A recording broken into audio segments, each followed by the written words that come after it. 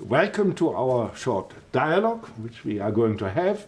And perhaps you start with your problem. What is your problem? What are your challenges? Okay, first of all, thank you for taking the time. Right now, I'm in my final year of my master program, and I'm about to write my master thesis. And that's why I wanted to have this chat with you, talking about my problems and the issues I would like to address when writing my thesis. Okay, so what is your topic? I mean, how do you find your topic? What is, let's say, your motivation to write on what?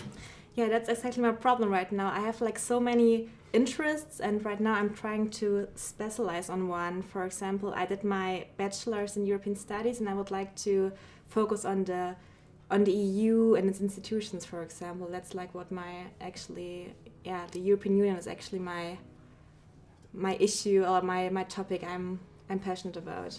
I understand that, because the EU is of high political and academic relevance for all of us. In the day-to-day life, it goes deep into what we are doing each day and the rules we have in our society and economy and political life.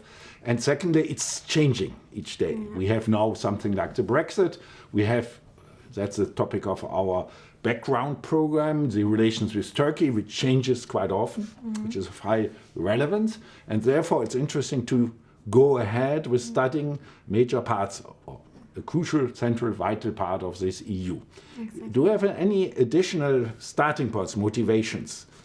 Yeah, for example, like also your specialty, maybe the European Council would be like of high interest to me. But my problem is actually that I can't really find a research problem. Like, what is really like the issue I would like to dig deeper into? Like, that's not what I feel that everything has already been discussed and researched, and I can't really find the gap I can fit into. Yeah.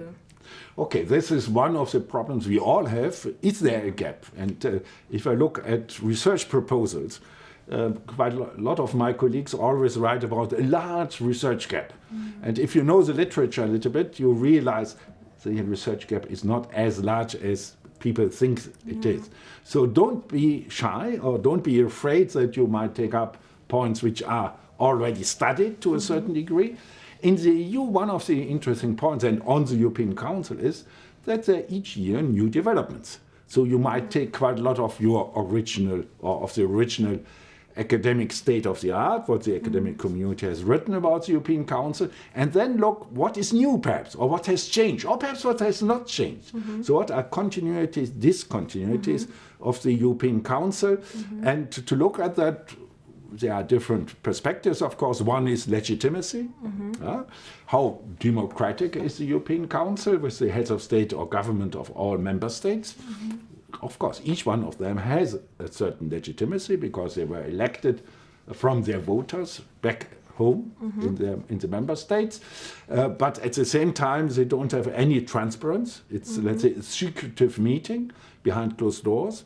Or you might look how important was the European Council in the history of the European Union. Then you would look more at certain crucial events, like the crisis in the last 10 years, or German unification, or dealing with the EU budget. So let's say, look at what has been written. I think that's one of the major points. Look at the literature, review the literature. Don't be afraid that you think everything has been said already.